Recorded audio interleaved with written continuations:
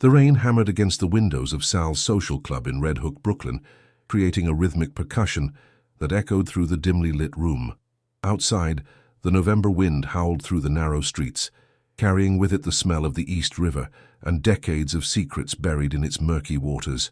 Inside, cigar smoke hung heavy in the air, swirling beneath the yellow glow of vintage pendant lights that had witnessed countless deals, betrayals, and bloodshed. Marco Vitelli stood near the bar, his broad shoulders tense beneath his perfectly tailored charcoal suit. At 32, he had the kind of face that told stories without words. A scar along his left jawline, courtesy of a knife fight in Rikers, eyes the color of cold steel that had seen too much for someone his age, and hands that were equally skilled at breaking bones as they were at showing unexpected gentleness. Tonight, those hands gripped a glass of whiskey so tightly his knuckles had turned white. "Marco, get over here!" The voice belonged to Vincent the Hammer Catalano, boss of the Catalano crime family, one of the last remaining old-school Italian organizations in Brooklyn. Vincent sat at the head of a long mahogany table, his corpulent frame draped in an expensive navy suit that couldn't quite hide the gun holster beneath his left arm. His grey hair was slicked back with pomade, and his thick fingers were adorned with gold rings that caught the light whenever he gestured, which was often. Marco approached the table with measured steps, his face betraying nothing. 15 years in this life had taught him that showing emotion was a weakness, and weakness got you killed. Around the table sat the other made men, Tony Three Fingers Russo, Danny Moretti, and Fat Paulie Giordano, each nursing their drinks and watching him with varying degrees of envy and curiosity. "You did good work this week, Marco," Vincent said, his voice gravelly from decades of cigarettes and shouting orders. "That thing with the Albanians. Clean, professional, no heat from the cops, no loose ends. This is why you're my best earner, my most loyal soldier." The other men nodded, though Marco could see the resentment in their eyes. He'd risen through the ranks faster than any of them, and not just because of his brutality, though he could be brutal when necessary. Marco had something they lacked: discipline, intelligence, and an almost supernatural ability to read people. "Thank you, Don Catalano," Marco replied, his voice low and respectful. "I do what needs to be done." Vincent laughed, a deep belly laugh that made his whole body shake. "Always with the modesty. This is why I like you, kid. You don't strut around like a peacock like these other idiots." He shot a pointed look at Tony Russo, who had the decency to look away. "So tonight I'm going to give you something special, a reward for your loyalty." Marco's jaw tightened imperceptibly. He knew what was coming. This was Vincent's favorite game, parading women in front of his men like livestock at an auction, reducing human beings to prizes to be won. Marco had always found it distasteful, but you didn't question the boss. Not if you wanted to keep breathing. Vincent clapped his hands twice and the back door of the club opened. A cold gust of wind swept through the room, and with it came Gina Moretti, Danny's wife, leading 5 women into the space. They walked in a line, their high heels clicking against the worn wooden floor, each dressed in tight dresses that left little to the imagination. Marco's stomach churned as he watched them file in. He recognized the routine. Vincent had done this before with other soldiers. The women would stand there under the harsh scrutiny of these men, while someone picked one like selecting fruit at a market. Most of these women were dancers from clubs Vincent owned, or sometimes daughters of men who owed him money. Either way, they had no real choice in being here. "Take your pick, Marco," Vincent announced with a grand gesture, like a ringmaster at a circus. "Anyone you want. One night, no strings attached, my treat." The women stood in a line against the brick wall. There was Angelina, a stunning brunette with legs that went on for miles and eyes that held no warmth. Beside her stood Crystal, a platinum blonde with surgically enhanced curves and a practiced smile. Then came Sophia V, not to be confused with who would matter most, a redhead in a dress so tight it looked painted on. Next was Jasmine, an African-American woman with high cheekbones and an expression of resigned acceptance. And then at the very end, almost hidden in the shadows, stood Sofia Rodriguez. Sophia was different from the others in every way that mattered. Where they wore designer dresses, she wore a simple black dress that hung loosely on her fuller figure. Where they stood with practiced poses meant to accentuate their assets, she stood with her arms wrapped around herself, as if trying to disappear. Where they looked at the men with calculated seduction or hollow indifference, she looked at the floor, her dark curly hair falling like a curtain around her round face. Sophia was what society cruelly labeled fat, a word that had followed her all her life like a shadow, whispered behind hands, shouted from car windows, used as a weapon to diminish her worth. But Marco, who had learned to see beyond surfaces in this world of beautiful lies, noticed other things. The intelligent eyes behind those lowered lashes, the full lips pressed together in quiet dignity, the way her hands trembled slightly, but her spine remained straight. She was terrified, but she refused to cower completely. "What are you waiting for?" Fat Paulie called out, laughing. "Don't be shy. I'd take the blonde if I were you. Look at those." "Shut your mouth, Paulie," Vincent snapped.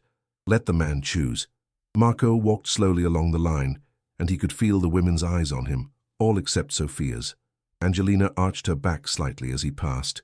Crystal licked her lips. Sophia V tilted her head with a practiced sultry look. Jasmine met his gaze with weary professionalism, but when he stopped in front of Sophia, something happened that no one expected. She looked up. Their eyes met for perhaps 3 seconds, but in that brief moment, Marco saw something he hadn't seen in years. Genuine human recognition. Not fear, not calculation, not seduction, just one person seeing another person. In her dark brown eyes, he didn't see the killer who'd put 2 bullets in Albanian mob enforcer just 3 days ago. He didn't see the criminal, the enforcer, the man whose hands were stained with blood he could never wash away. He saw what he'd almost forgotten he once was. Human. "Her," Marco said quietly, pointing at Sophia. The room fell silent. Even the rain seemed to pause. Tony Russo's glass stopped halfway to his lips. Fat Paulie's mouth hung open. Danny Moretti looked confused. Vincent's eyebrows shot up so high they nearly reached his hairline. "What?" Vincent finally said, certain he'd misheard. "Her," Marco repeated louder this time, his voice steady. "I choose her." "Marco, are you fucking blind?" Tony burst out laughing. "The fat one? When you got 4 other—" "I said I choose her," Marco interrupted, his voice dropping to a dangerous register that made Tony shut his mouth immediately. Marco turned to Vincent. "Unless your word doesn't mean anything, Don Catalano. You said anyone I want." "I want her." Vincent studied Marco's face for a long moment, trying to figure out if this was some kind of joke or test, but Marco's expression remained neutral, unreadable. Finally, Vincent shrugged. "Your choice, kid. I don't understand it, but it's your reward." Marco turned to Sophia, who looked absolutely stricken. Her face had gone pale, and her eyes were wide with something between confusion and terror. He extended his hand toward her, not as a command, but as an invitation. "Would you come with me?" he asked softly, and there was something in his tone, a gentleness that seemed impossible from a man like him, that made her slowly, hesitantly, place her trembling hand in his. Her hand was soft and warm, and Marco could feel her pulse racing through her fingertips. He led her past the table of stunned mobsters, past Gina Moretti, whose expression had shifted from superiority to confusion, past Vincent, who was still shaking his head in bewilderment. As they reached the door, Tony called out, "Hey Marco, don't hurt yourself carrying her up the stairs." The room erupted in cruel laughter, but Marco didn't turn around. He felt Sophia's hand try to pull away from his, felt the shame radiating off her in waves, but he held on gently but firmly. They stepped out into the rain, and the cold November air hit them like a slap. Marco's black Lincoln Continental was parked at the curb, rain drumming on its roof. He opened the passenger door for her, and Sophia stood there soaked and shivering, looking at him with complete bewilderment. "Why?" she finally asked, her voice barely audible over the rain. "Why did you choose me?" Marco looked at her, really looked at her. This woman whose society had taught to make herself small, to apologize for existing, to believe she was worth less than others because of the number on a scale. "Because when you looked at me," he said, rain running down his face, "you looked at me like I was still human, like I was worth something beyond what I could do or take or destroy. In that room full of people, you were the only one who saw me." Sophia's eyes filled with tears that mixed with the rain on her cheeks. "But you don't understand. I'm not like them. I'm not pretty. I'm not—" "Get in the car, Sophia," Marco said gently. "Please. You're freezing." She hesitated for another moment, then climbed into the warm interior of the Continental. Marco closed her door, walked around to the driver's side, and slid behind the wheel. For a moment, they just sat there, the rain creating a cocoon of sound around them, the windows fogging up from their breath. I'm not going to hurt you, Marco said, starting the engine. I need you to know that. Whatever you think is going to happen tonight, it's not. Then what is going to happen? Sophia asked, her voice small. Marco pulled away from the curb, the Lincoln's wipers working overtime against the downpour. The streets of Red Hook were nearly empty at this hour, just the occasional delivery truck or taxi. The Brooklyn-Queens Expressway hummed with distant traffic, its lights reflected in puddles that had formed in the broken pavement. I'm going to take you home, Marco said. But first, I'm going to do something I should have done a long time ago. I'm going to have a conversation with someone who sees me as a person, not as a weapon or a tool or a threat, if you'll allow it. Sophia turned to look at his profile. The strong jaw, the scar, the lines of tension that never seemed to leave his face. Why would you want to talk to me? Because I'm tired, Marco said quietly, and the exhaustion in his voice was so profound it made Sophia's chest ache. I'm so goddamn tired of being what everyone expects me to be, and for 3 seconds back there, when you looked at me, I remembered what it felt like to just be Marco. Not Marco the enforcer, not Marco the killer, not Marco who breaks bones and makes people disappear, just Marco. They drove in silence for a few blocks, the rain beginning to ease up slightly. Marco turned onto Atlantic Avenue, heading toward Park Slope, where the brownstones stood like sentinels over tree-lined streets. I work at a bakery, Sophia said suddenly. Rodriguez Family Bakery on 5th Avenue. My abuela opened it 40 years ago. I go in at 4 in the morning to start the bread and I work until 6 at night. I live in a small apartment above the shop. I have a cat named Gordito, which is probably ironic, and She paused, swallowing hard. I don't know why I'm telling you this. Because I asked who you were, Marco replied. Not what you look like or what you do for me or what I can take from you. I asked about you. Sophia felt something crack open in her chest, a tiny fissure in the armor she'd built around herself after years of mockery and rejection. How did I end up in that room tonight? Marco's jaw clenched.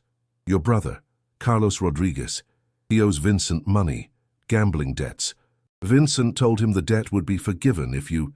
He couldn't finish the sentence. If I prostituted myself, Sophia finished bitterly. Carlos sold me to pay his debts. I'm sorry, Marco said, and he meant it. This world, it makes monsters of people. It made a monster of me.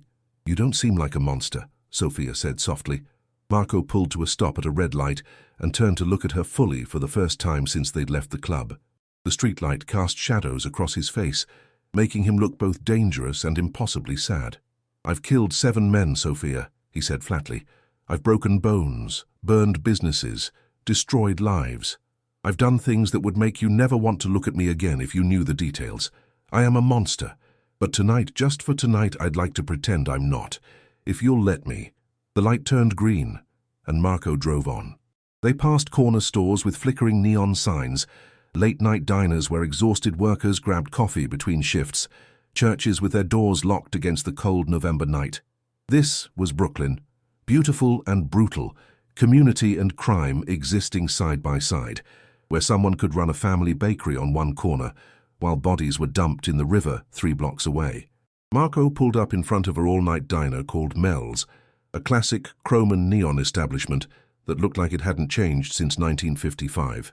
The rain had stopped, leaving the streets wet and gleaming. Coffee? Marco asked. Unless you'd rather I just take you home. Say the word and I will, no questions asked. Sophia looked at the diner, then at Marco, then at her reflection in the side mirror, a plus-sized Puerto Rican woman in a too-loose dress who'd just been offered as a prize to a mobster and somehow ended up being asked out for coffee instead. Okay, she heard herself say. Coffee. As they walked into Mel's diner, the bell above the door chiming their arrival, neither of them realized that this choice, this one simple decision to sit down and talk, would set in motion events that would shake the Catalano family to its foundations and prove that in a world of violence and greed, the most dangerous weapon of all was something Vincent Catalano had never learned to value: genuine human connection. The night was young, and somewhere in Red Hook, Vincent was already wondering what game Marco was playing. But Marco wasn't playing a game. For the first time in 15 years, he was trying to remember how to be real. And Sophia, sitting across from him in a worn vinyl booth, nursing a cup of coffee and watching this complicated, dangerous man with cautious curiosity, was about to discover that sometimes the most beautiful thing isn't what society tells you to see, it's what you find when you look deeper. Outside, Brooklyn breathed its familiar rhythm of sirens and secrets. Inside Mel's diner, something new was beginning, something neither the mob nor society's expectations could predict or control.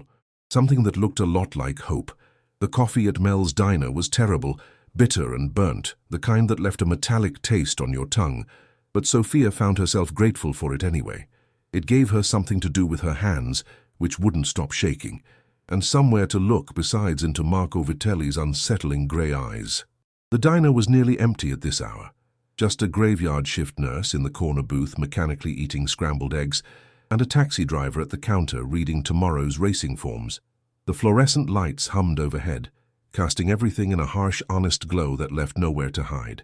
Sinatra crooned from the jukebox about doing things his way, oblivious to the irony.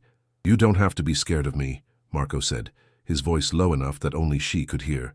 He sat across from her in the booth, his large frame somehow managing not to seem threatening, despite the obvious danger coiled within him. He'd removed his suit jacket, and Sophia could see the way his white dress shirt stretched across his shoulders, could see the edge of a tattoo peeking out from beneath his collar. "I'm not scared," Sophia lied, then immediately corrected herself. "Okay, I'm terrified. But probably not for the reasons you think." Marco tilted his head slightly, studying her. "Tell me." "I'm scared because I don't understand what's happening," Sophia admitted, her hands wrapped around the coffee mug like it was a lifeline. "Men like you don't choose women like me.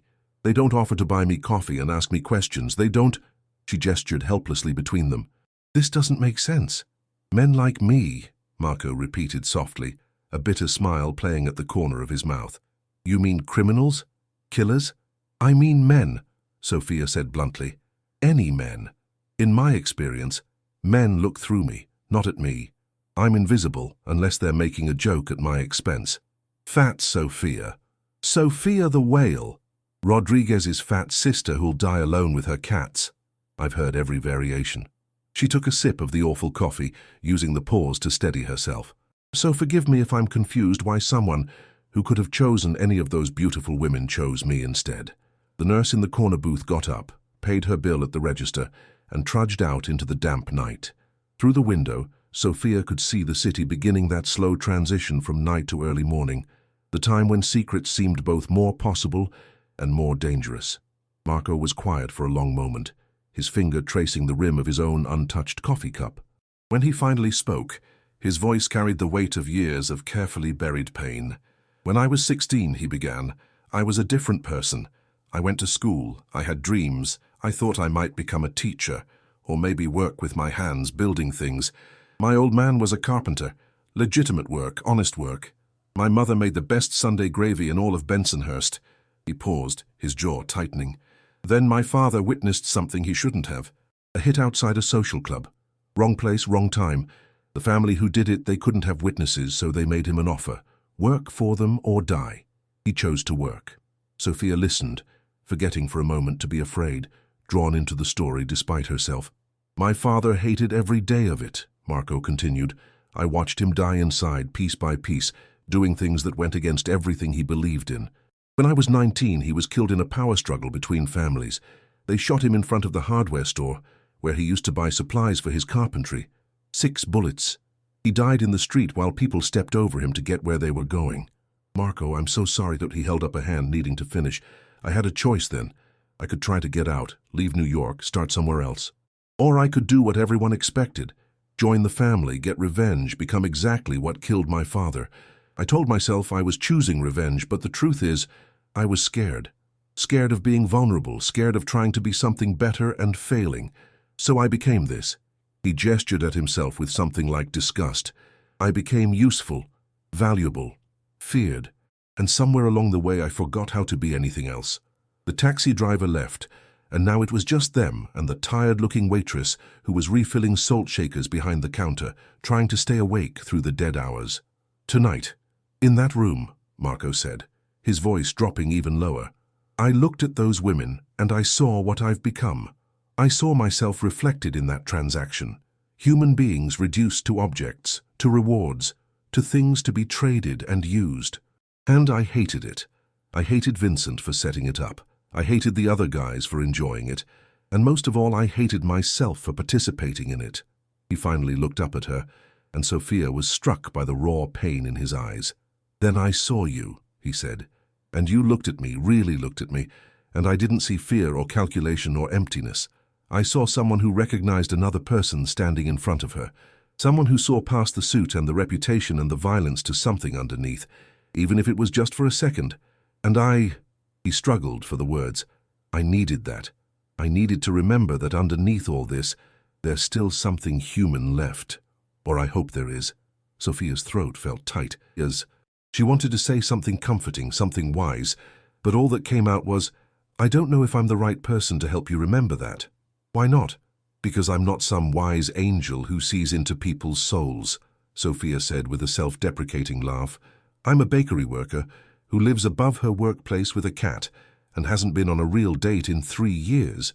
I looked at you like you were human because I'm so desperate for human connection myself that I'll take it anywhere I can find it, even from a dangerous man in a room full of criminals." Marco's lips curved into something that wasn't quite a smile, but was close.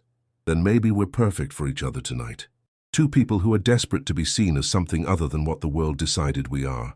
They sat in silence for a moment, and Sophia found herself studying him more carefully. Up close, without the theatrical lighting of the social club, she could see details she'd missed. The faint scar through his left eyebrow, the calluses on his hands that suggested he still worked with them despite his expensive suit, the exhaustion that lived in the lines around his eyes. He looked like a man who rarely slept well. "Can I ask you something?" Sophia ventured. "Anything. Those other guys at the club tonight, they would have taken one of those women and—" She couldn't finish, but Marco understood. "Used them, yes," he said bluntly, without thinking twice about whether they wanted it or not. "Vincent sets these things up as rewards, but there's no real consent involved. The women are there because they owe money or their family does, or because they work in clubs he owns and they can't refuse. It's exploitation dressed up as generosity. But you're not going to do that to me." "No," Marco said firmly. "Never. Whatever else I am, whatever I've done, I draw lines. I won't be that kind of monster." "Where are your other lines?" Sophia asked, genuinely curious now. Marco thought about it. "No women, no children. I don't deal drugs. I've seen what that poison does to neighborhoods. I don't steal from people who are already struggling, and I don't hurt people who don't know what they're getting into." He paused.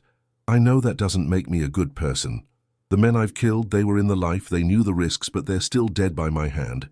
I can justify it all I want, but it doesn't change what I am." "A monster who draws lines is less of a monster than one who doesn't," Sophia offered quietly. "Or maybe I'm just a coward who can't commit fully to being the bad guy."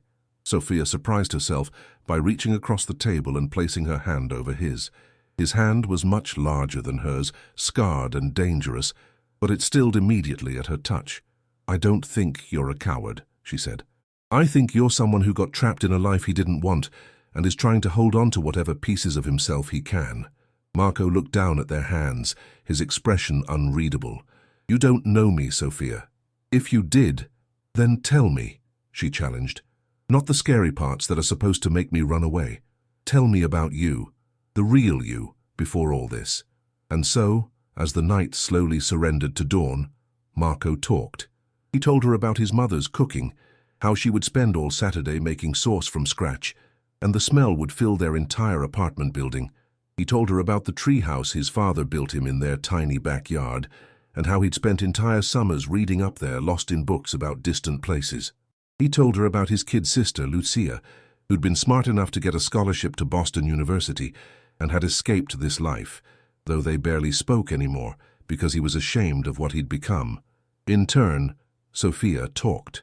She told him about her abuela, the fierce Puerto Rican woman who'd come to Brooklyn with nothing and built a bakery through sheer determination and incredible baking.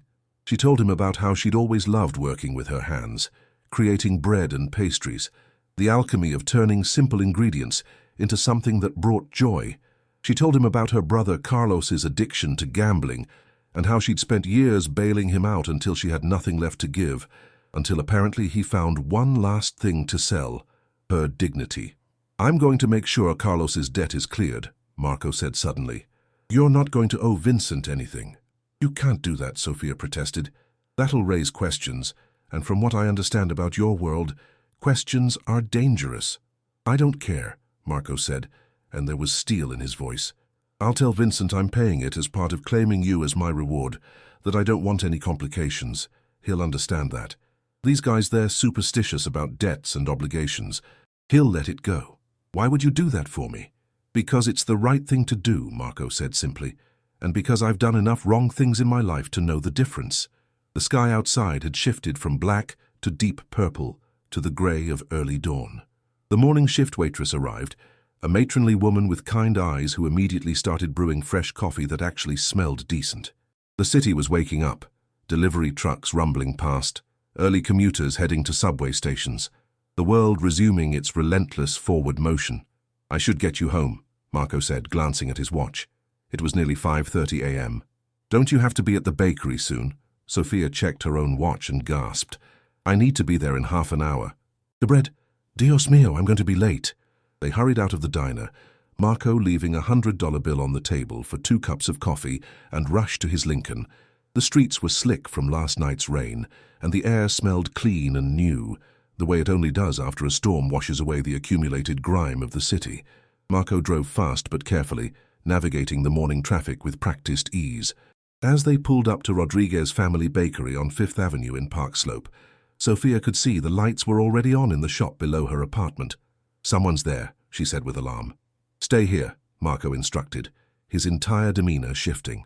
The gentleman from the diner disappeared, replaced by the enforcer. He got out of the car, his hand instinctively moving to the gun under his jacket, and approached the bakery door.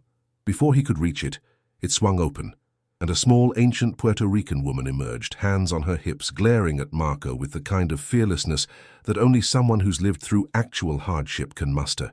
Who are you? And what are you doing with my granddaughter? She demanded in heavily accented English. Sophia jumped out of the car. Abuela! It's okay. This is... She hesitated, not sure how to explain Marco. A friend, Marco finished smoothly, raising his hands to show he meant no harm. I gave Sophia a ride home. I apologize for keeping her out so late, Mrs. Rodriguez. The old woman, barely 5 feet tall but radiating authority, looked between them with shrewd eyes that had seen too much of life to be easily fooled. A ride home, in a car that costs more than my bakery makes in a year, wearing a suit that screams lawyer or criminal. She switched to rapid Spanish, addressing Sophia. Mija, what trouble has that useless brother of yours gotten you into now?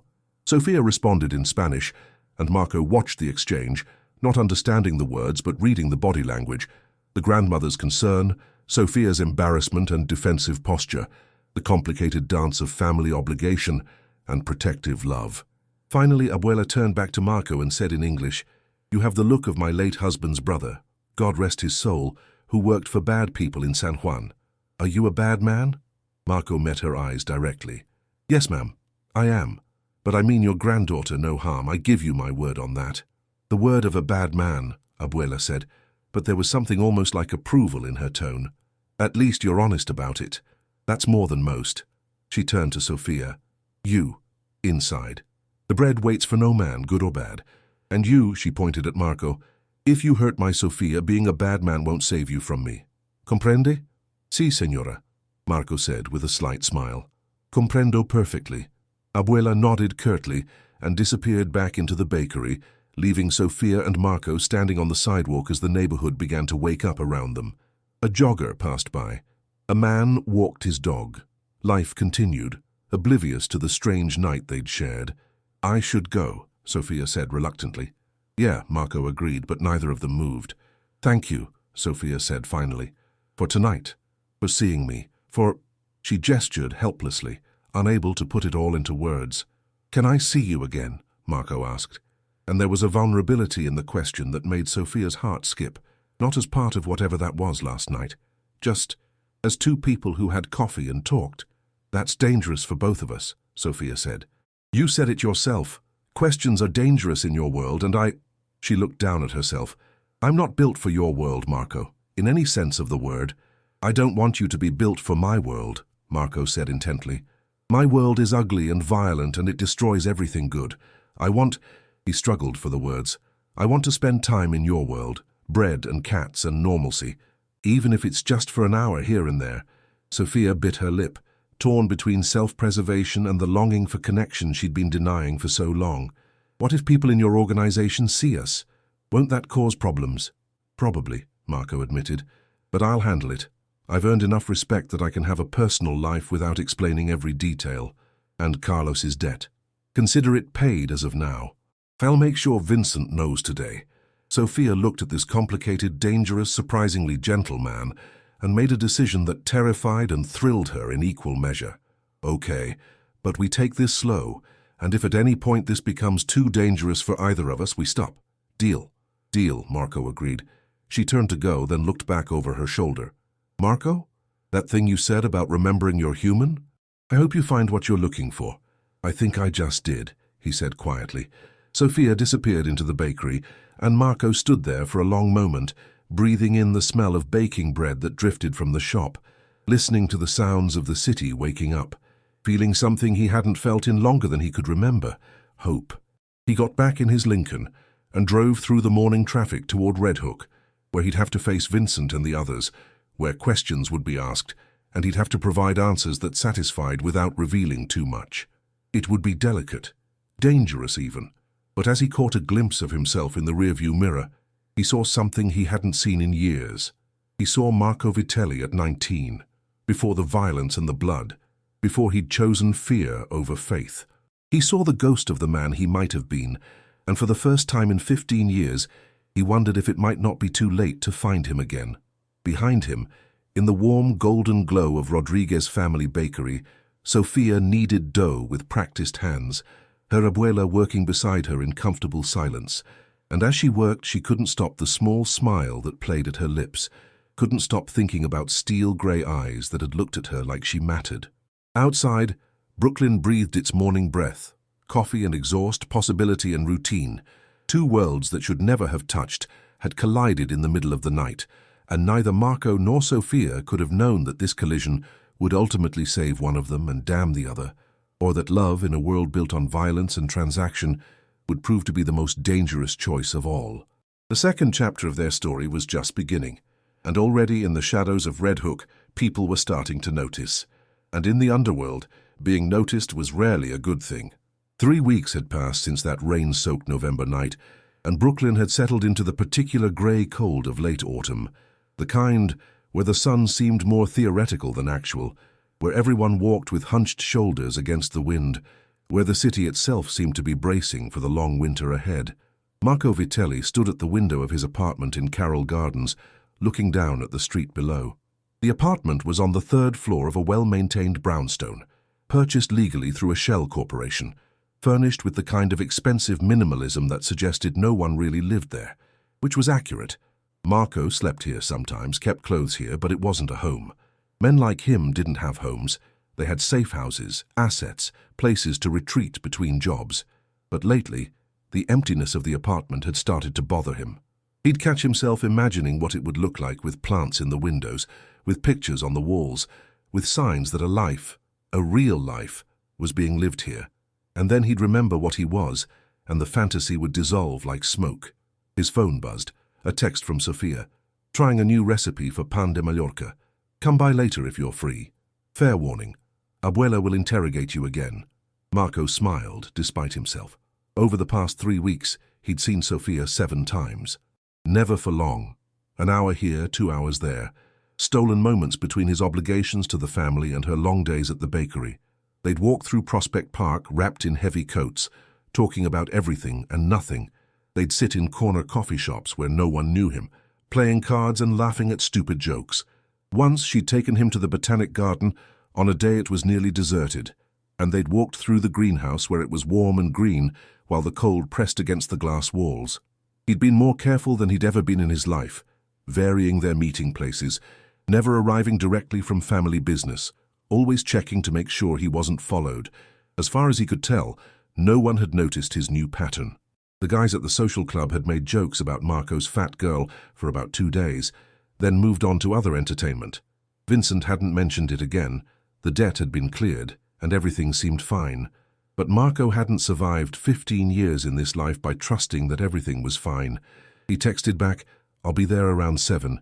Tell your grandmother I'm bringing wine to soften her up. She doesn't drink. But bring it anyway, she likes the gesture. Marco pocketed his phone and checked his watch. It was 3 p.m., which meant he had 4 hours before he could see Sophia. 4 hours to get through a meeting with Vincent and some Brooklyn councilman who was on the family's payroll. Another transaction, another compromise, another brick in the wall between him and anything resembling a normal life. Except now, there was Sophia. And somehow, the thought of seeing her made even the dirty business of the afternoon feel more bearable. The meeting took place at Sal's social club, because that's where all business took place. The councilman, a sweaty, nervous man named Robert Henderson, who represented the 39th district, sat across from Vincent, clutching a scotch like it was a life preserver and trying very hard not to look at the photos spread out on the table between them. Marco stood by the door, arms crossed, his face impassive. This was his role in these meetings, the silent threat, the reminder that Vincent's words carried weight because men like Marco enforced them. "I want you to understand, Councilman," Vincent was saying, his voice deceptively friendly. "These photos aren't a threat, they're insurance. Insurance that our agreement remains. Mutually beneficial." The photos showed Henderson in a hotel room with a woman who definitely wasn't his wife. Standard operating procedure for Vincent. Find the weakness, exploit it, own the person. Marco had seen it 100 times. He used to think it was clever. Now he just felt tired. Henderson nodded frantically. "The zoning variance will pass. I'll make sure of it. The committee meets next Thursday, and I have enough votes lined up."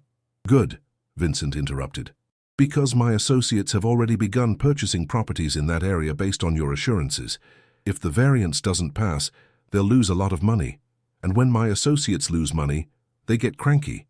You don't want them cranky, do you, Robert?" "No, sir. No, absolutely not." "Excellent."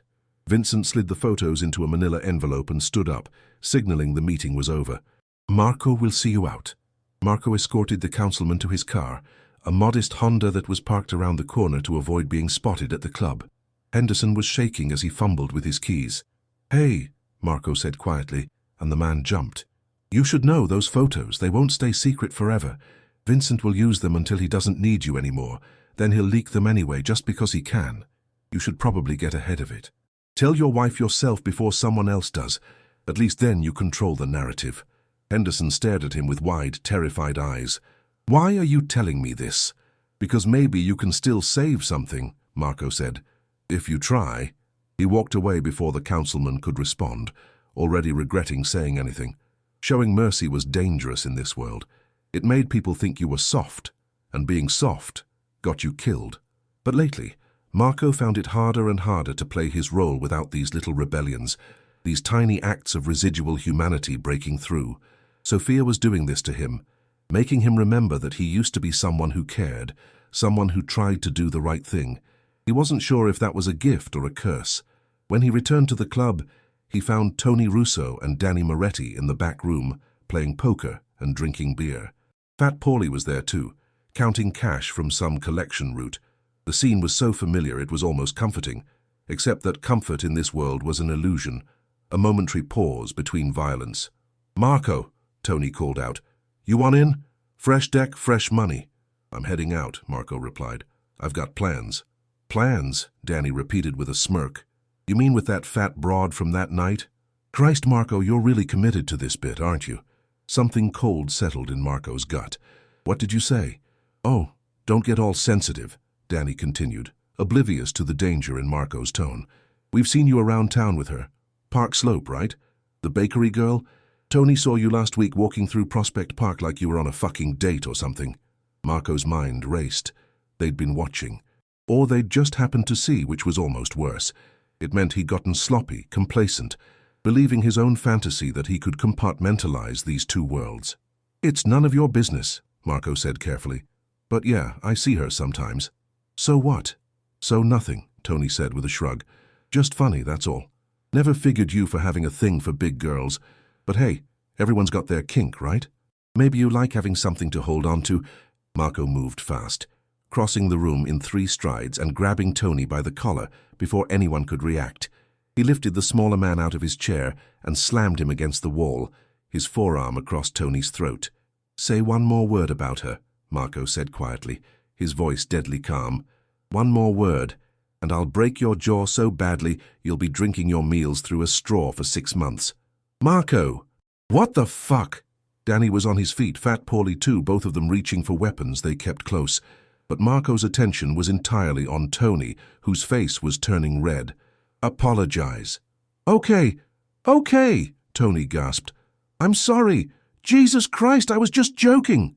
Marco held him for another 3 seconds, making sure the lesson was clear, then released him. Tony collapsed back into his chair, coughing and rubbing his throat. She's off limits, Marco said, addressing all of them. Her name doesn't come up in conversation. You don't talk about her, you don't joke about her, you don't even think about her. Understand?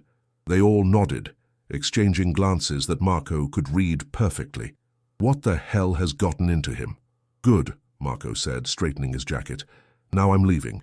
And if I hear that any of you have been following me or watching me or paying attention to my personal time, we're going to have a much more serious conversation. Capiche? More nods. Marco turned and walked out, his heart pounding.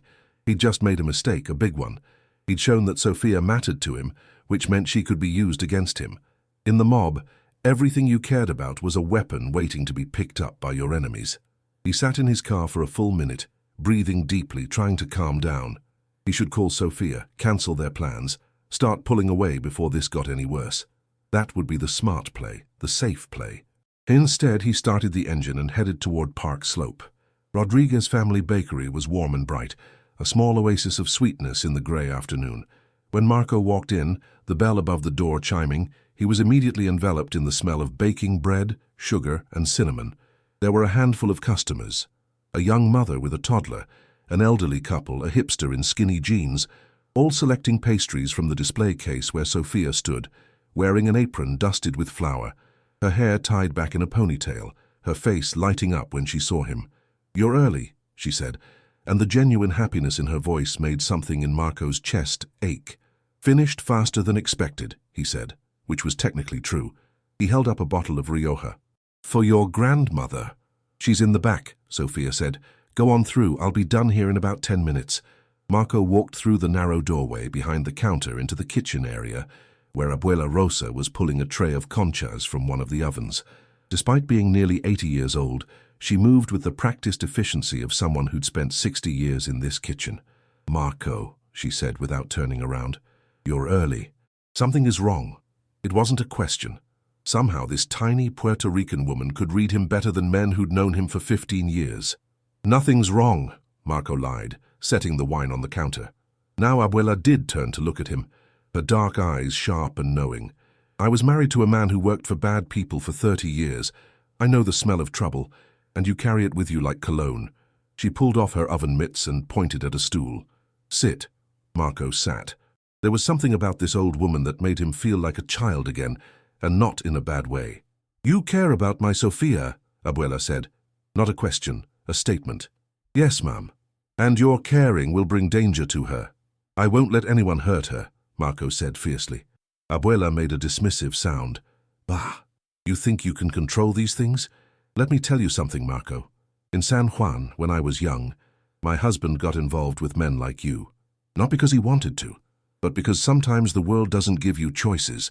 He told me he would protect me, that his involvement wouldn't touch our family. You know what happened?" Marco shook his head. "For 15 years, it was fine. We had money, we had respect. Nobody bothered us. Then one day someone decided they could hurt my husband by hurting me. They came to our house while he was out. 3 men. Her voice didn't waver, but her hands tightened on the counter. They beat me. They said things I won't repeat. They told me to give my husband a message. When he came home and saw what they'd done, you know what he did." "What?" "He killed all 3 of them. And then he killed the man who sent them. And then he started a war that got 17 people killed, including 2 children who were in the wrong place when someone decided to throw a bomb through a window." Abuela's eyes bore into him. "That's what protecting looks like in your world, Marco. It looks like blood and more blood, and innocent people dying because men like you think they can keep violence contained to just the ones who deserve it." Marco felt like he'd been punched in the gut. "Then what should I do? Walk away from her?" "Maybe," Abuela said bluntly. "Or maybe you change your life, but you can't have both. You can't be a violent man and expect love to stay clean." It doesn't work that way. Before Marco could respond, Sofia appeared in the doorway. Abuela, are you scaring my guest? I'm telling him truths, Abuela replied. That's not the same thing. She turned back to Marco. Think about what I said. Now get out of my kitchen so I can work. Marco stood feeling unsteady and followed Sofia up the narrow stairs to her apartment above the bakery. It was small, a studio with a kitchen area, a couch that probably converted to a bed, shelves overstuffed with books, and windows that looked out onto Fifth Avenue. A grey cat immediately trotted over to investigate Marco, sniffing his pants suspiciously. That's Gordito, Sofia said, watching the cat. He doesn't usually like strangers. But Gordito, after his investigation, rubbed against Marco's leg and started purring. Sofia laughed. Well, that's unexpected. You've been approved by the most important man in my life. Marco bent down and scratched the cat's ears, grateful for something to do with his hands, something to look at besides Sofia's questioning eyes. Marco, what's wrong? Sofia asked gently, moving closer. You seem upset. He wanted to lie to protect her from the ugliness of his world, but after what Abuela had just said, lying felt like the worst possible choice. People in my organization know about you, he said quietly. They've seen us together, they're talking. Sofia's face paled slightly. Is that dangerous? It could be. Marco forced himself to look at her. Sofia, your grandmother is right. Being close to me puts you at risk. People in my world, they use whatever leverage they can find. If anyone thinks they can hurt me by hurting you... He couldn't finish the sentence. Sofia was quiet for a long moment, absently petting Gordito, who had jumped onto the couch beside her. Through the windows, Marco could see the streetlights coming on, the city settling into evening. People walking home from work, completely unaware that somewhere in a tiny apartment above a bakery, two people were trying to figure out if love was worth the cost. I've been alone for a long time, Sofia finally said. Not just romantically, but really alone. When you're built like me, people treat you like you're invisible, or worse, like you're a joke. I got used to it. I told myself I was fine with it, that I didn't need anyone, that I was happy with my bread and my cat and my simple life.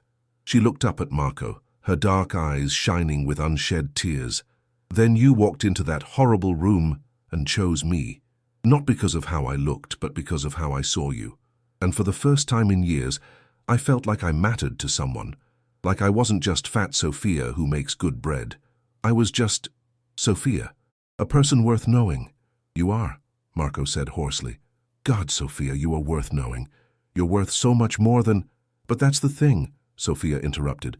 For the first time, I feel like I'm living instead of just existing. Yes, you're dangerous. Yes, your world is violent and scary, but you make me feel alive, Marco. You make me feel seen. And I don't know if I can go back to being invisible just because being visible is risky. Marco crossed the small space between them and knelt in front of the couch, taking her hands in his. If anything happened to you because of me, I couldn't live with it. You need to understand that. And if I send you away to keep myself safe, I'll spend the rest of my life wondering, what if, Sofia said. Wondering if I gave up the one person who actually saw me because I was too scared to take the risk. That's not living either, Marco. That's just a different kind of death. What are we doing? Marco asked, his voice raw with emotion. What is this really? I don't know, Sofia admitted. But I want to find out. Don't you? Marco looked at this brave, beautiful woman.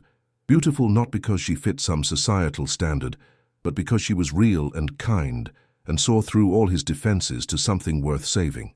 He thought about Abuela's warning, about the danger, about all the rational reasons why he should walk away. Then he thought about spending the rest of his life in that empty apartment, going through the motions, being the monster everyone expected him to be, never knowing if he could have been something more. Yes, he said finally, I want to find out. Sofia leaned forward and kissed him. Their first kiss, soft and tentative and perfect. When they pulled apart, Marco rested his forehead against hers. I'll protect you, he promised, whatever it takes. I know you will, Sofia said.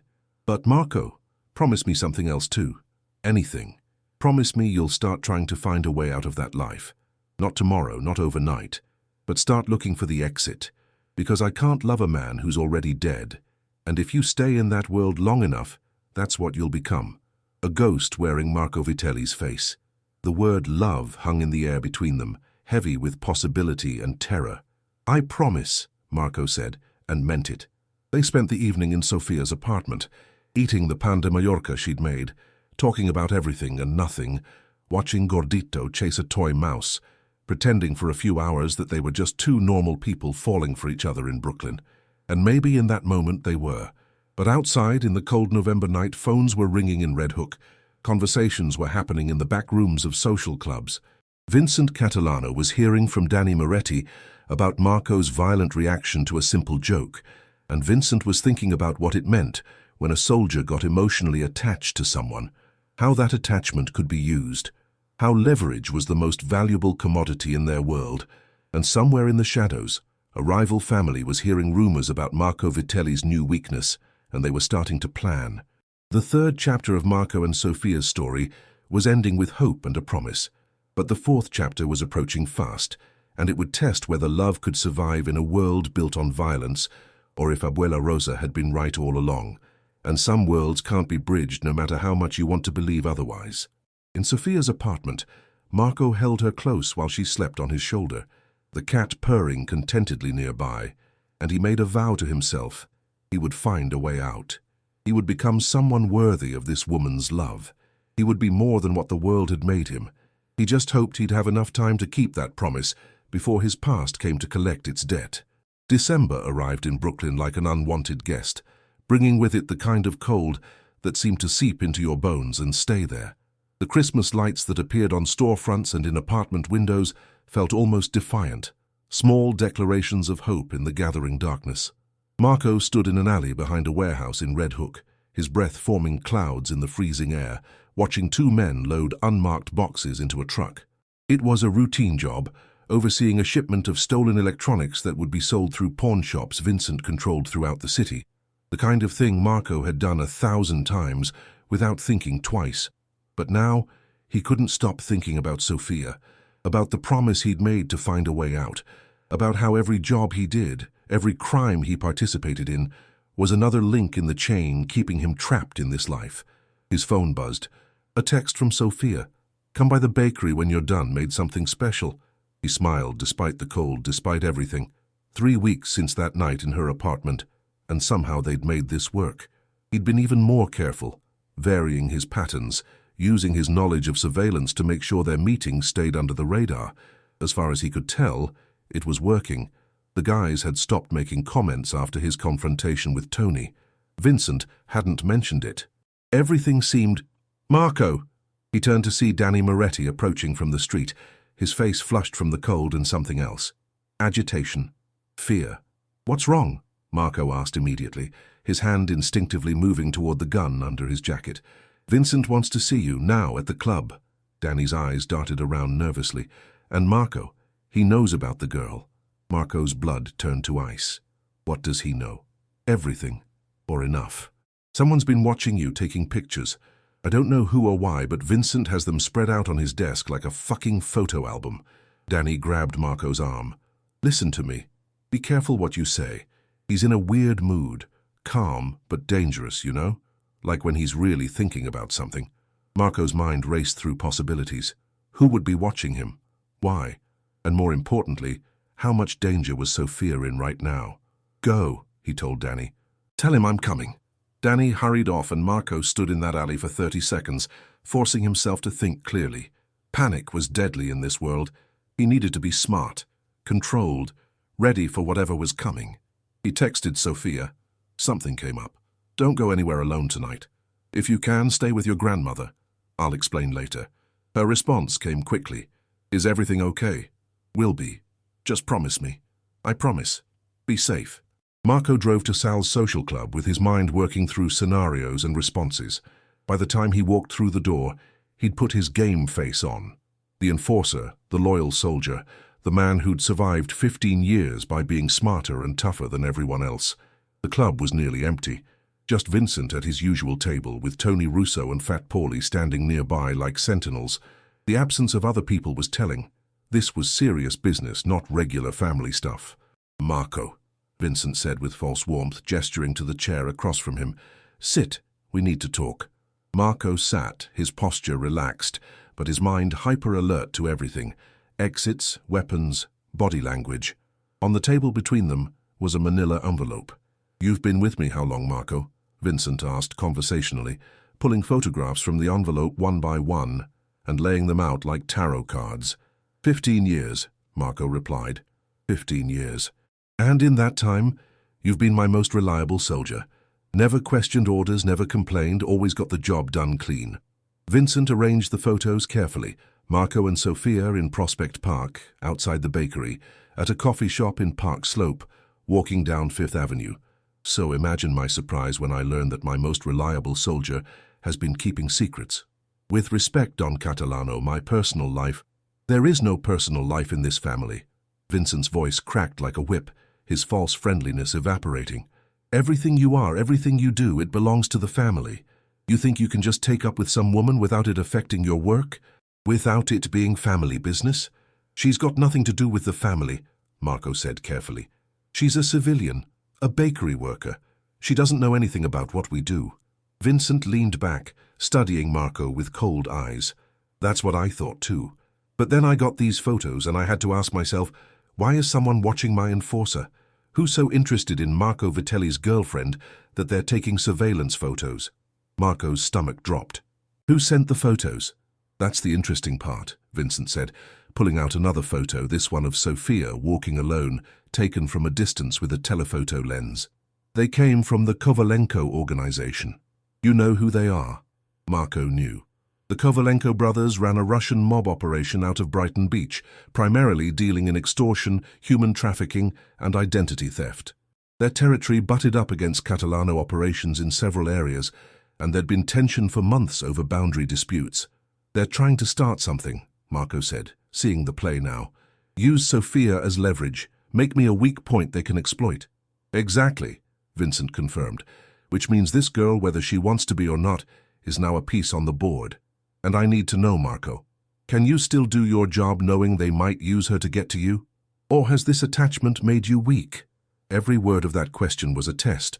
Marco could feel Tony and Paulie watching him, waiting to see if he'd flinch, if he'd show emotion, if he'd prove that Vincent was right to worry. "I can do my job," Marco said, his voice flat and cold. "And if the Russians think they can use her, they're going to learn a hard lesson about who they're fucking with." Vincent studied him for a long moment, then smiled slowly. "There's my Marco, the ice-cold killer who doesn't let anything get in his way." He gathered up the photos and slid them back into the envelope. "Good, because here's what's going to happen.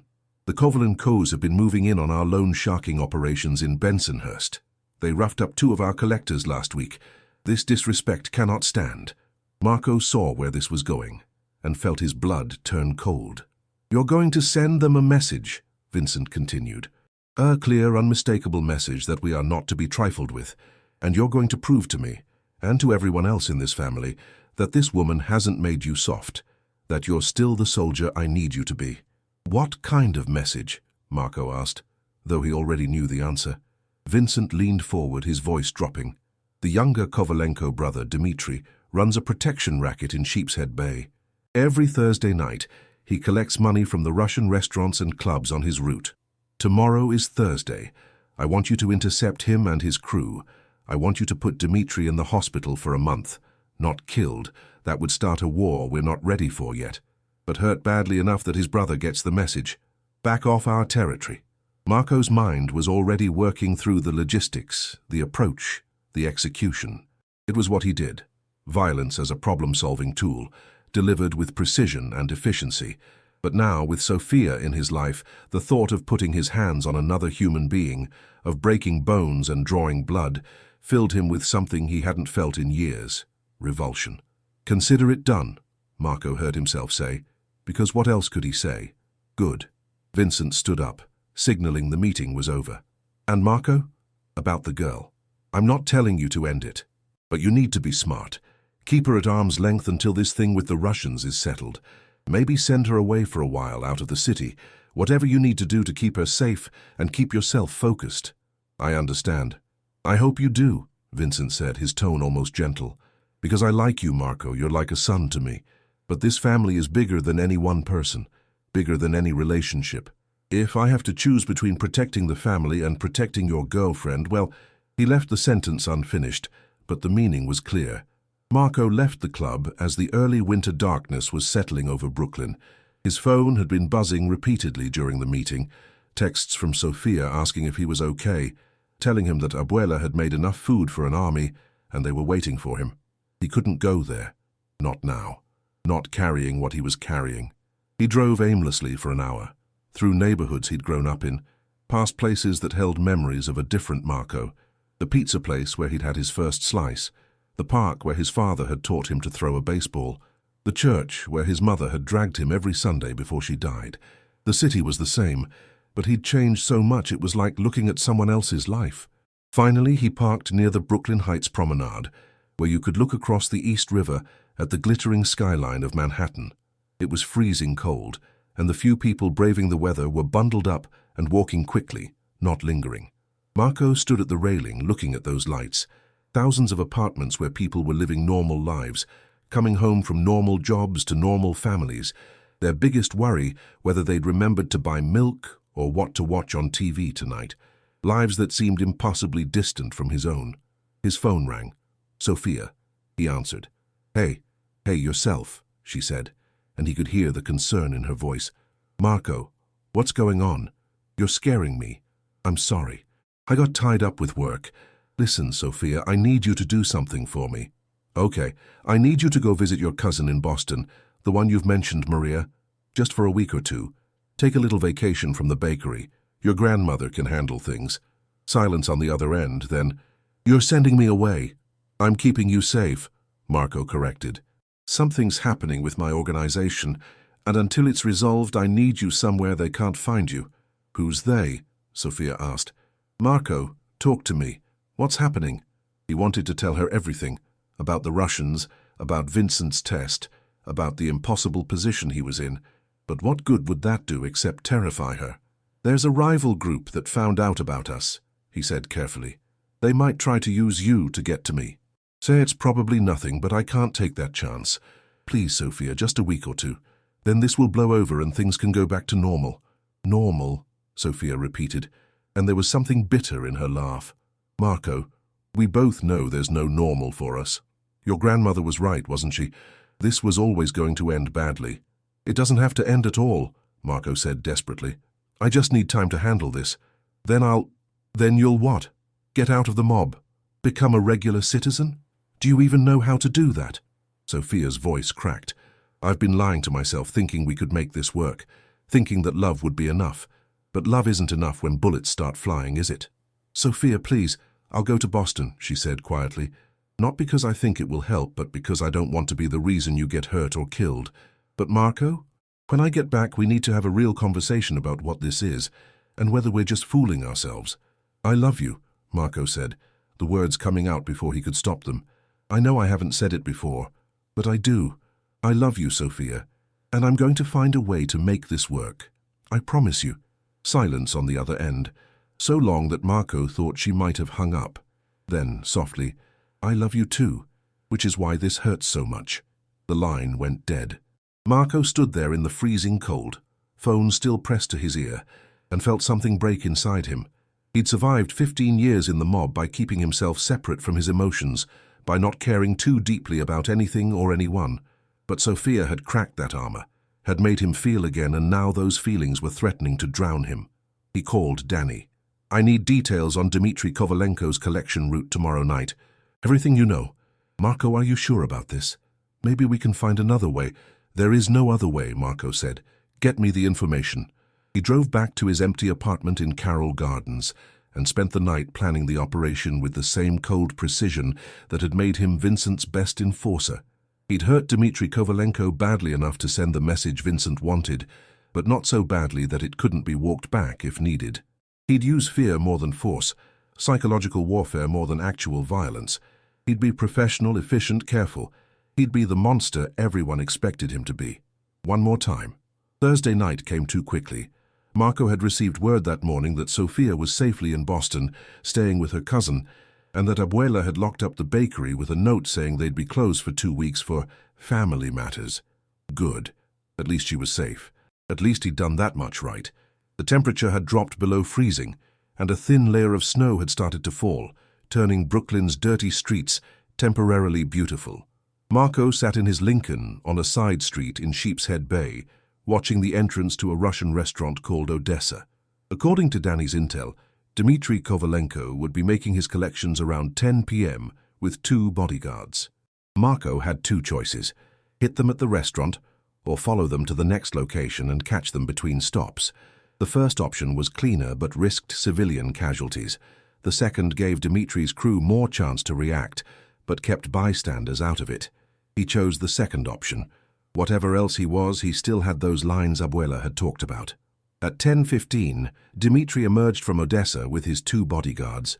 Dmitry was in his late 20s, tall and lean, wearing an expensive leather jacket and walking with the casual arrogance of someone who'd never really been hurt. The bodyguards were thick-necked thugs in tracksuits, typical Russian mob muscle. They got into a black Mercedes SUV and pulled into traffic. Marco followed at a distance, keeping 2 or 3 cars between them. The next stop on the collection route, according to Danny's intel, was a nightclub called Zarya, about 8 blocks away. Between the restaurant and the club was a stretch of industrial waterfront, empty at night, isolated. Perfect. Marco accelerated, pulling up alongside the Mercedes at a red light. He rolled down his window and caught Dmitry's eye, then held up a badge he'd taken off an off-duty cop he'd roughed up months ago. "NYPD," Marco called out. "Pull over for a vehicle inspection." It was a risk. They might run or they might shoot. But most criminals, even mobsters, had a moment of hesitation when dealing with supposed police. That hesitation was all Marco needed. The Mercedes pulled into the empty parking lot of a shuttered marine supply store. Marco pulled in behind them, blocking their exit. As the 3 Russians got out of their vehicle, Marco stepped out of his Lincoln, keeping his hands visible. "What's this about?" Dmitry demanded in heavily accented English. "We haven't done anything." "Routine inspection," Marco said, walking closer. "I'm going to need to see your registration and—" That's when one of the bodyguards made him. "That's not a cop. That's Marco Vitelli, Catalano enforcer." The other bodyguard reached for his gun, and everything happened at once. Marco moved with the speed of violence, closing the distance before the gun cleared its holster. He grabbed the man's wrist, twisted hard until something snapped, and used the bodyguard's own momentum to slam his face into the side of the Mercedes. The man dropped, unconscious. The second bodyguard had his gun out now, but Marco was already moving, using the first man's body as partial cover. The shot went wide, the muzzle flashed bright in the darkness. Marco kicked out, connecting with the gunman's knee, and heard the satisfying crunch of ligaments tearing. As the man went down, Marco disarmed him with practiced efficiency and pistol-whipped him across the temple. He dropped like a stone. The whole thing had taken maybe 8 seconds. Dmitry Kovalenko stood frozen, his hand halfway to his own weapon, watching Marco with wide eyes. "Don't," Marco said calmly, breathing heavily. "You reach for that gun, and this ends very badly for you." Dmitry's hand stopped moving. "Good," Marco said. "Now, I've got a message from Vincent Catalano. You and your brother need to stay out of Bensonhurst. Those loan shark operations, they're not yours. The protection rackets, not yours. This," he gestured at the 2 unconscious bodyguards. "This is me being nice. Next time, it'll be your brother in this parking lot and I won't be nice."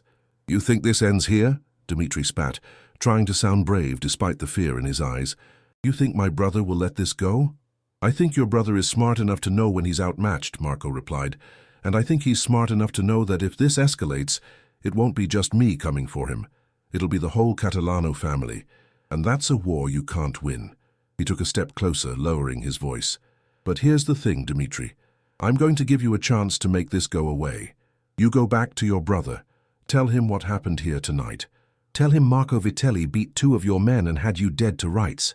Then tell him that Marco said this: 'Stay out of Bensonhurst, and we'll forget this ever happened. Keep pushing, and we'll push back twice as hard.' You got that?" Dmitry nodded, his face pale in the dim light from the distant street lamps. Marco pulled out a phone, a burner untraceable, and took photos of the scene. The 2 unconscious bodyguards, Dmitry standing there unharmed but humiliated, the Mercedes with its door hanging open, evidence he could show Vincent. "Now get your men to a hospital," Marco said, backing toward his Lincoln. "And Dmitry, think very carefully about what you tell your brother. You can play this smart and everyone lives, or you can play it stupid and people start dying. Your choice." He got in his car and drove away, watching in his rearview mirror as Dimitri frantically tried to wake his bodyguards, the snow falling harder now, covering everything in white, like nature was trying to erase what had just happened. Marco's hands were shaking on the steering wheel, not from adrenaline but from disgust, with himself, with this life, with the fact that he'd just hurt 2 men to protect territory and money that meant nothing to him. He'd crossed another line, added more weight to the chain keeping him trapped in this world, but he'd done it without killing, without going as far as Vincent probably expected. That had to count for something. He drove straight to Sal's social club, where Vincent was waiting with Tony and Fat Paulie. Marco dropped the burner phone on the table, showing Vincent the photos. "It's done," Marco said flatly. Dimitri got the message. "I didn't kill anyone, but his crew won't be working for a while. Hospital for the 2 bodyguards, and Dimitri pissed his pants." Vincent studied the photos with a smile spreading across his face. "Beautiful. This is exactly what I wanted. You send a message without starting a war. You're an artist, Marco, a goddamn artist." The other men laughed and congratulated him, but Marco felt nothing. He stood there covered in the blood and shame of another man's violence, and all he could think about was Sophia in Boston, probably lying awake, wondering if he was alive or dead. "Go home," Vincent said, clapping him on the shoulder. "Get some rest. You did good tonight. The family is proud of you." Marco drove home through the snow-covered streets, but when he got to his apartment, he couldn't go in. Instead, he drove to Park Slope, to Sophia's bakery. The lights were off, the windows dark, the place empty without her. He sat in his car across the street looking at the building and thought about what Abuela had said. You can't be a violent man and expect love to stay clean. She was right. He'd thought he could compartmentalize, thought he could be a killer for Vincent and a lover for Sophia, but that wasn't how it worked. Every act of violence stained him, made him less of the man Sophia deserved. His phone rang, an unknown number. He answered warily. "Marco Vitelli?" The voice was male, heavily accented, Russian. "This is Alexei Kovalenko, Dimitri's brother." Marco's blood ran cold. "How did you get this number?" "That is not important. What is important is that you made a mistake tonight. You think you send message? You think you scare me? No, you only make things worse." There was a pause, then, "I know about woman, the fat one from bakery, Sophia Rodriguez." Marco's entire world stopped. "Are you listening now?" Alexei continued. "Good. Here is my message. You tell Vincent Catalano that Bensonhurst is mine now. He pulls back, or woman gets hurt. Not killed. I am not animal, but hurt. Badly. You understand? You touch her, and I will end you," Marco said, his voice deadly calm despite the fury building in his chest. "I will kill you, your brother, and everyone in your organization. I will burn everything you've built to the ground and salt the earth where it stood." Alexei laughed. Big words from man who is not even with woman. "She is in Boston, yes? Visiting cousin Maria at 157 Commonwealth Avenue, apartment 3B. Do not worry, we are not savages. We will wait until she comes home to Brooklyn. Then we talk again about who controls what territory." The line went dead. Marco sat in his car, his mind racing. They knew where Sophia was. They'd been watching, gathering information, preparing their own leverage, and he'd played right into their hands by sending her away where he couldn't protect her directly. He had to get to her. Now, before the Kovalenkos decided to move on their threat. He called Danny. "I need every piece of information we have on the Kovalenko organization, their operations, their properties, where they live, where they do business, everything. And I need it in an hour." "Marco, what's going on?" "They threatened Sophia. I'm ending this tonight." "Marco, wait. If you go after them without Vincent's approval, that's going to start a war." "Then let there be a war," Marco said and hung up. He called Sophia. It rang 4 times, then went to voicemail. He tried again. Same result. Panic started to claw at his chest. Were they already in Boston? Had they gotten to her? The 3rd time, she answered, her voice sleepy. "Marco?" "It's 2 in the morning." "Thank God," Marco breathed. "Listen to me very carefully. You need to leave right now. Pack a bag, don't tell anyone where you're going, and get out of that apartment. The people I was worried about, they know where you are." "What? How? It doesn't matter how. Sophia, I need you to trust me. Get out now, go to a hotel, use cash, don't use your credit cards. I'm coming to get you, but I need you safe until I get there." He could hear her moving, could hear the fear in her breathing. "Marco, I'm scared. I know, baby, I know. But you're going to be fine. I promise you're going to be fine. Just get somewhere safe and call me when you get there, okay? Okay, Marco? Yeah? Don't do anything stupid to try to protect me. I'm not worth starting a war over. Yes, Marco said fiercely. You are. You're worth everything. He ended the call and immediately called Danny back. Change of plans. I need a clean car, something untraceable, and I need 2 men I can trust to drive to Boston and watch over someone. Not family guys, independent contractors who won't report back to Vincent. Marco, think about what you're doing. I have thought about it. I'm choosing her, Danny. Over the family, over Vincent, over everything. If that makes me a traitor, then I'm a traitor. But I'm not letting her get hurt because of me. There was a long pause, then Danny said, Okay, but Marco, once you do this, there's no coming back. You understand that, right? You'll be done with the family. Good, Marco said. I should have been done 15 years ago. He spent the next hour arranging everything. The clean car, the protection for Sofia, and something else. Something that had been in his mind since the moment Alexei Kovalenko had threatened the woman he loved. At 4 a.m., Marco stood outside a warehouse in Brighton Beach that served as one of the Kovalenko organization's fronts. He'd come alone, armed with just his service weapon and a piece of information Danny had reluctantly provided. Alexei Kovalenko often worked late in the office above the warehouse, handling the books for their various illegal enterprises. The door was locked, but locks had never stopped Marco. He was inside in 30 seconds, moving silently through the dark warehouse full of stolen electronics and counterfeit designer goods.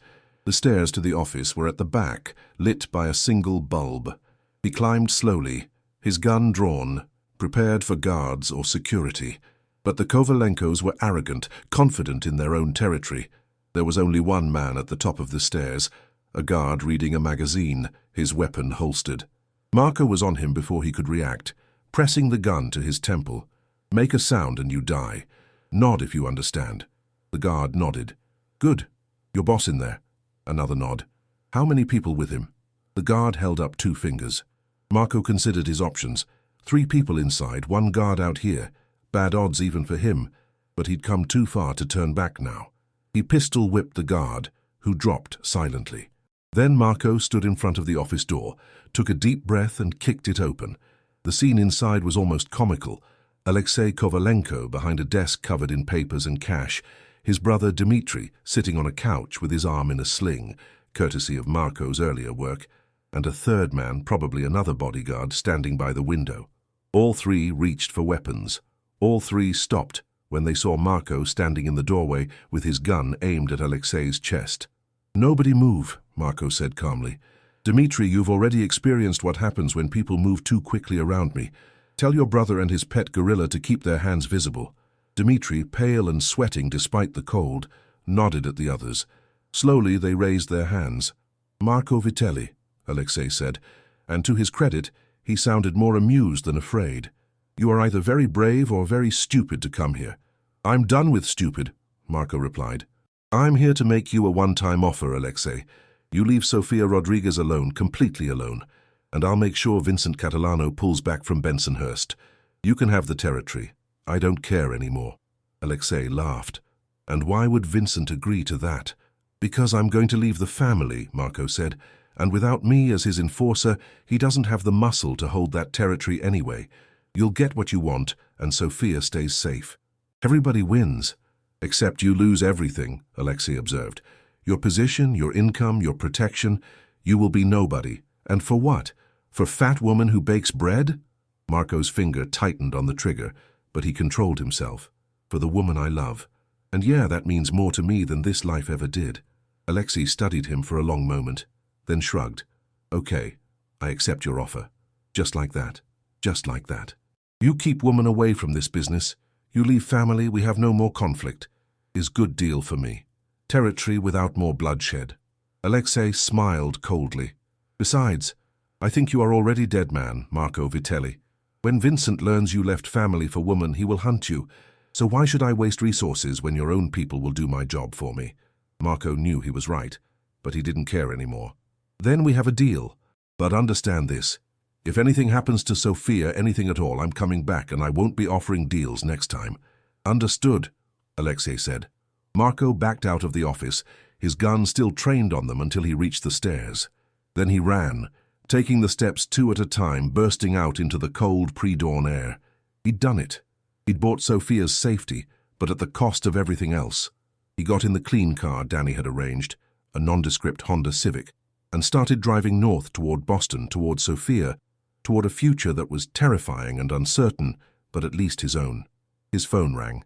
Vincent. Marco let it ring until it went to voicemail, then listened to the message.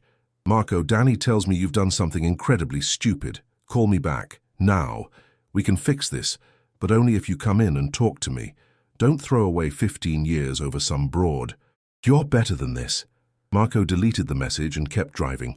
The sun was starting to rise over the city, painting the sky in shades of pink and gold, and for the first time in years, Marco felt something he'd forgotten existed.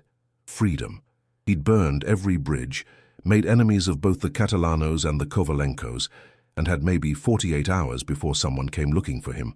But he had Sophia's safety, and he had a chance, however slim, to build something real. 6 hours later, he pulled up to a modest hotel in Cambridge, Massachusetts, where Sophia was waiting under the name Maria Santos. When she opened the door and saw him, exhausted and wild-eyed and free, she didn't ask any questions. She just pulled him inside and held him while he finally let himself break down. I left, he said into her hair. I left the family.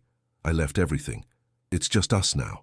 Just us, Sophia repeated, and Marco could hear both fear and hope in her voice. They stayed in that hotel room for 2 days, barely leaving, making plans for a future that seemed impossible but necessary. They'd go somewhere far from New York, maybe the Pacific Northwest, maybe the Southwest, somewhere Vincent's reach wasn't quite so long. Marco had money saved, hidden accounts Vincent didn't know about. It wouldn't last forever, but it would give them time to figure things out. Sophia could open a new bakery. Marco could find legitimate work, security maybe, or construction like his father. It was a fantasy and they both knew it. Men like Vincent didn't let people leave. And the life Marco had lived, the things he'd done, they'd follow him wherever he went. But for 2 days they let themselves believe. On the 3rd day, Marco's burner phone rang, an unknown number. He almost didn't answer, but something made him pick up. Marco. It was Vincent's voice, but different somehow. Quieter. Older. I'm not calling to threaten you or make demands. I'm calling because you've been like a son to me and I think I owe you this much. How did you get this number? Please, I've been in this business for 40 years. Finding people is what I do. Vincent sighed. Listen, I'm not happy about what you did. You broke your oath to the family, and normally that would mean, well, you know what that would mean. But I've been thinking about it, and maybe I understand. You found something worth dying for, or in your case, something worth living for. Marco didn't respond, waiting for the catch. So here's what I'm going to do, Vincent continued. I'm going to let you go. You stay away from New York, you never come back. You never contact anyone from the family again. In return, I won't send anyone after you. You and your woman, you get your shot at a normal life. Why? Marco asked, suspicious. Why would you do that? Because you're right, Vincent said, and there was genuine weariness in his voice. This life, it destroys everything good. I've seen it happen 1,000 times. Maybe you getting out means something. Maybe it means there's still hope that someone can escape. A pause. Or maybe I'm just getting old and sentimental. Either way, you got your deal. But Marco, this is a one-time offer. You fuck up, you come back, you cause me any problems, and the deal is off. Understood. Understood, Marco said. Good luck, kid. You're going to need it.